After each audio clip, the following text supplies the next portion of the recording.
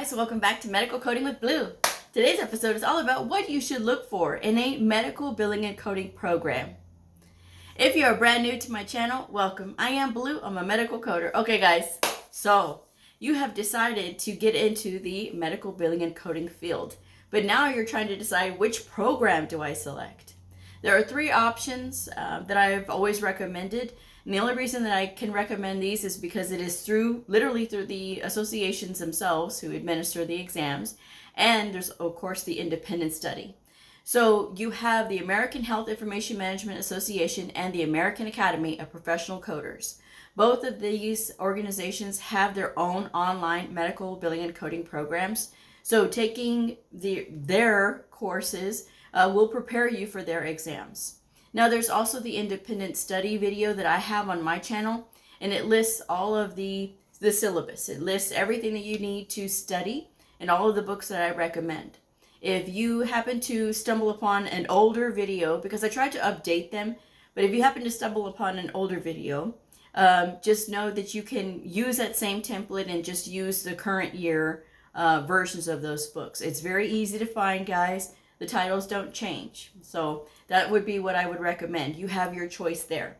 But if you are saying, well, I am going through the WIOA program, the Workforce Innovation and Opportunity Act program, and they're going to pay for it, or I got FAFSA and, I have funds that I can use to go to a school, what should I look for?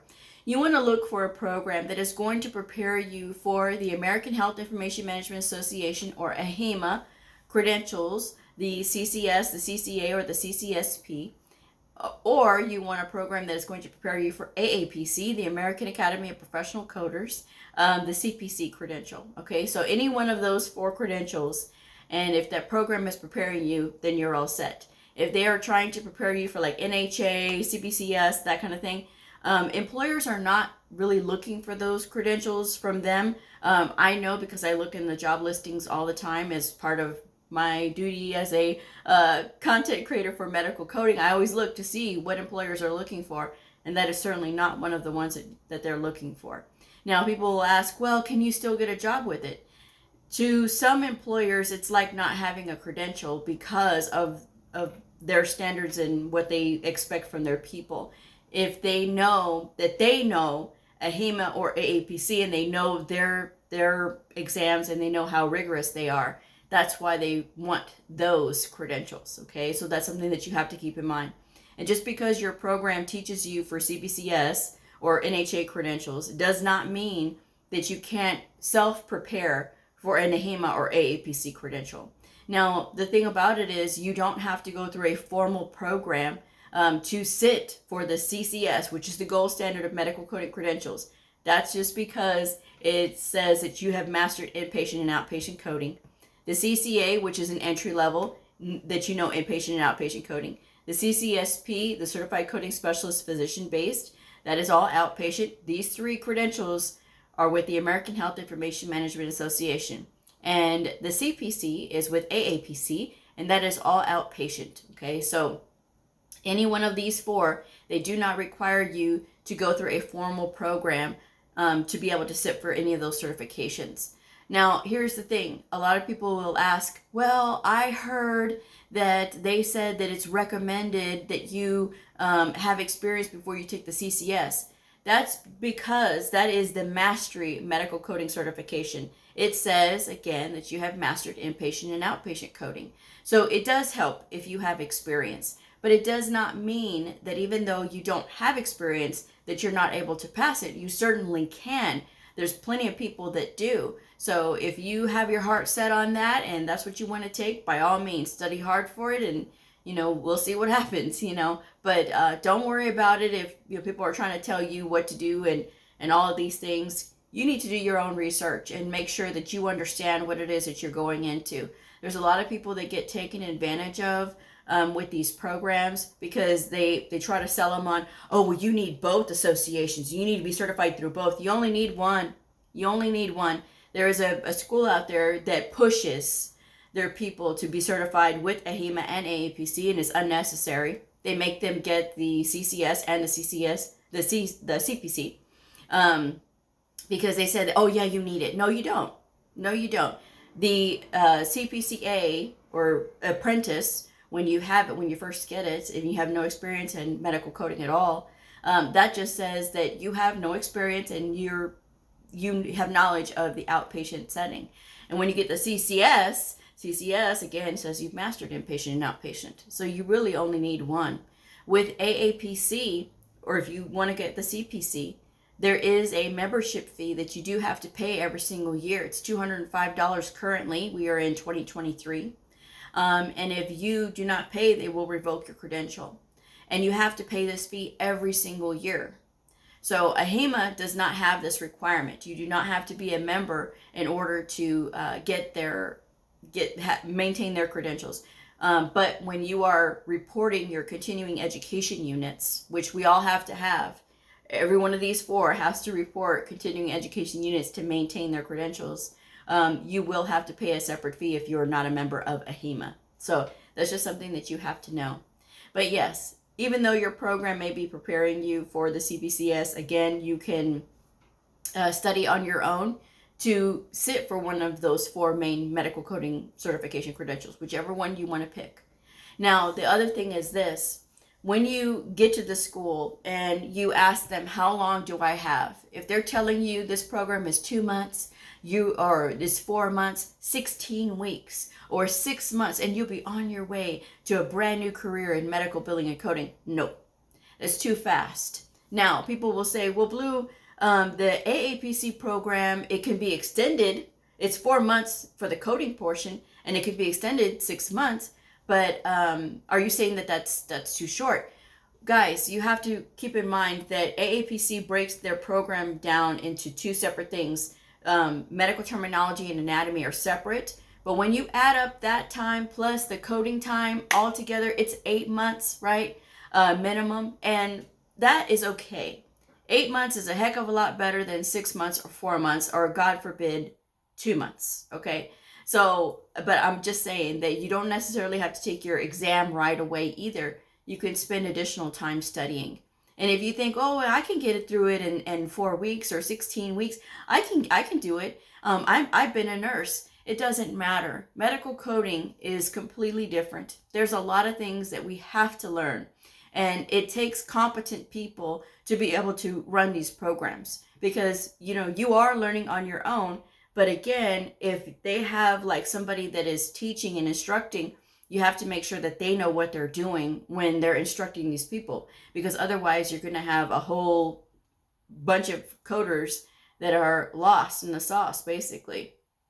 So when you are interviewing the school, make sure that program is at least 9 months, 12 months, or 18 months. Again, if you're going with AAPC, it's fine. It's 8 months. It's fine. Okay. But what I'm saying is make sure that the programs anywhere else, they are a minimum of 9 months, 12 months, or 18 months. So that way you have plenty of time to, learn it, to absorb it, to be able to get familiar with it, because that's what you're going to need. I don't understand this rush of folks trying to get into the industry really fast. And then when they get their certification because they were taught to pass the test, then when they get out in the real world, and they're shocked when they have to be tested on, basic knowledge, because the employer needs to know what is your knowledge base. And they're shocked and they can't pass an assessment test. And then they can't get a job. And then all of a sudden it's for nothing. And they're getting upset with a lot of people. And they're making comments everywhere like crazy because they can't get in. Well, it takes a lot of studying, guys. And it takes time to get that, just at least a foundational knowledge. And even if you have no experience in medical at all, you don't know anything about anatomy or medical terminology, you can learn. You can learn. So it's not something to skip. There's a lot of people that say, oh, the instructor said I could just learn that on the job and I don't really need it. You need it. If you don't understand what you're looking up when you're looking up these medical terms, it's a problem, guys. It's a problem. So make sure that the school that you choose, that they have an emphasis, or they have at least a class that they're going to provide on medical terminology, anatomy, and physiology, pathophysiology as well, and pharma. You want those things covered at least, because those are important to understanding the coding, okay? That's the other thing. Now, another thing too is you need to ask to speak to the instructor. Now, some people may say, well, I don't really want to do, guys, if you are spending thousands of dollars and you're signing on that dotted line, whether it is that you're going to pay back a student loan or you are going to, go through a program and you have to be able to pass the certification exam and then get out in the real world like you do with WIOA, you have to find a job in the field that you were trained. When you're going to sign your name on that dotted line, you need to make sure that you understand everything that they are going to give you in this program. And that goes to meeting the instructor. You can ask to meet the instructor. If they say, no, you can't meet the instructor, fine. There's tons of other schools out there that will take you on. But don't just get into a program because it's cheaper, okay? You get what you pay for. I'm just saying. But you got to keep in mind that even the more expensive programs, again, some of these $20,000 for a CCS credential is ridiculous. That is really ridiculous. But some of these schools do it. And, what are you going to do? But I'm just saying, guys, ask to speak to the instructor. Now, when you get to the instructor, ask them, how long have they been teaching medical coding? When was the last time they were out in the field medical coding? Okay. And are they currently certified with a medical coding certification? Not a degree, RHIA, RHIT, not that.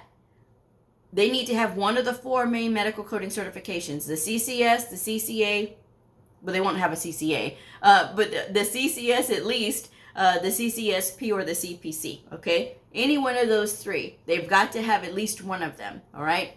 And they can, of course, have their RHIA or RHIT, but they need to at least have one of the 3 medical coding certifications, okay? Ask them those questions. And if they get huffy, that's the kind of attitude you're going to get when you're asking questions in the class. So pay attention to that, because they should be confident enough to answer any questions that you have. It's not that you're questioning their intelligence. You just want to know who you're learning from. And it's okay to ask those questions, because at the end of the day, like I said, you're spending your time and thousands of dollars to get this education. You need to make sure that you're getting what you pay for, okay? And it's going to be a good investment, because there are good instructors out there for medical coding, and there are some really bad instructors out there. I'm just being honest, because we can be honest here as adults, right? If you are not invested into learning how to teach adults, that's a problem. And there's a lot of them that out there, they don't want to do production coding, so they just happen to get into teaching, and they're fine with it. They'll teach from a book. That's the other thing. Ask them, how do they teach critical thinking? Because if they're saying, well, we have a lesson plan and that's how we teach. No, because critical thinking is going to involve questions, and then they're going to make you answer these questions, so that way it can start to sink in. There's multiple ways of teaching, but teaching critical thinking and medical coding is very vital. You have to have that, because we have to work with doctors who have been to school for many, many years, and their intelligence is really high, and you want to make sure that you are going to be ready. And you're not going to be ready right the first thing out the door. You're not. But you can darn near be close, okay? So that's the thing that you want. You want a teacher that's going to make sure that you're critical thinking. You're going to want an instructor that is going to be present with you. Somebody that is going to answer your questions, but also teach you where to find the answers, teach you how to look up the answers and things like that. So that way you don't have to keep asking questions and being so dependent on somebody else, because this is a very independently driven field. It starts with the learning, and it keeps going throughout your career. You have to be willing to do the research on your own. So ask them those questions. And the hint that you get from them of any kind of animosity, that's the thing. If they're going to get upset about a simple basic question about them, that's not the school that you want, okay? Then next, ask the school what are the materials that they use to teach with. If they're telling you, oh, we use Bucks books. I am personally not a fan of Bucks. Me personally, I am not a fan of Bucks, only because I love books, but I feel the way that the Bucks series of books is written for people who know what they're doing already. It's written for coders who are already veterans in the field, not for brand new people. Now, the book that I do recommend is by Nellie Leon Chizen. This is not an ad, but that book is an excellent book, the ICD-10-CM and ICD-10-PCS Coding Handbook with the Answers. The link is in the description box below. I will not post it because it's in the description box below. Now, that book, you can learn everything that you need to know about inpatient coding and diagnosis coding from that one book. You can learn everything that you need to know. When it comes to that, laying that foundational knowledge, it is an excellent book. There is no other book that I have seen that is quite as meeting that standard. So that's what I recommend. To learn outpatient CPT procedural coding, this goes for AHIMA credentials as well. So if you're studying for the CCS, the CCA, or the CCSP, I recommend the CPC study guide. Now, if you say, well, Blue, I'm sitting for an AHIMA exam, why would I study from the CPC study guide? Because they go over the CPT book, the current procedural terminology book, and we all use the same code set. So that is why I say you can use that book to help you to study. So that is something that if your school says, well, we have a really good instructor, you talk to the instructor, everything's good with the instructor, and then they say, okay, well, we use Bucks books. You can still go through the program, but I recommend at least supplementing your learning offline with the Nellie book and the AAPC CPC study guide. That's what I would recommend, because some programs, that's what they use to teach their curriculum, and that's all they have. So it's not necessarily that it's a bad school. I'm just saying that I don't like that particular brand of book, and that's just me in my own personal opinion, okay? I want to set y'all up for success, and again, it's very confusing in the beginning as it is, and so that's why I like to recommend things that I know are very clear, and that Nellie book, the Nellie Leon Chizen book, is an excellent representation of clarity when it comes to ICD-10-CM and ICD-10-PCS. It's got a lot of great exercises throughout. It even covers present on admission, which is another great thing to go over. Now, with the CPC study guide, I like the way AAPC did it. They broke it down perfectly, and like I said, they made it very simple. There's a couple of the answers that I don't really agree with, but it's okay. For the most part, the foundation is there, and it's a good book to go over. Okay, so that is what I recommend. So you want to look for a program that's 9 months, 12 months, or 18 months. If you're going directly with AAPC, the 8 months that they have it in their program, it's totally fine. Talk to the instructor, ask the instructor questions, so that way you can get a feel for them. Now is not the time to be shy, guys. Now is not the time to be, oh, I was afraid to ask. No, this is your money. And once they have your money, they don't, I'm not saying that they don't care, but this is what they're going to give you, because based on what they told you they were going to give you, okay? And there is no, oh, well, I'm reversing my credit card charge. Some clown said that on my channel a few months ago, that if he or she did not get what they wanted, that they were going to reverse their charge. That's theft. You can't do that, because you agreed to pay the school. And once you agree to pay the school, you're signing on that dotted line. If it doesn't work out, that's really on you, because that's the way it is, guys. There is no guarantees in this industry, all right? Now, if they're going to give you even an externship, there's no guarantee that you'll be coding on that externship, all right? Now, if they don't offer an externship with the school, it's totally fine, guys. You can still find a job without an externship. It is unnecessary to work for free when you have a payable skill, which is medical billing and coding. In a multi-billion-dollar industry, you do not have to work for free. And there's a lot of people who will blame the fact that I couldn't get an externship, and that's why I couldn't get hired. No, you couldn't get hired because somebody put that in your head. I'm telling you right now that I didn't have an externship, and I was still able to get hired. But I went to the temporary agency, and all you have to do is let your fingers do the walking. Google in your area. temporary agencies for medical professionals, and you will see them pop up, because sometimes these employers will go through temp agencies to find their employees rather than having to go through the whole process of trying to hire somebody themselves.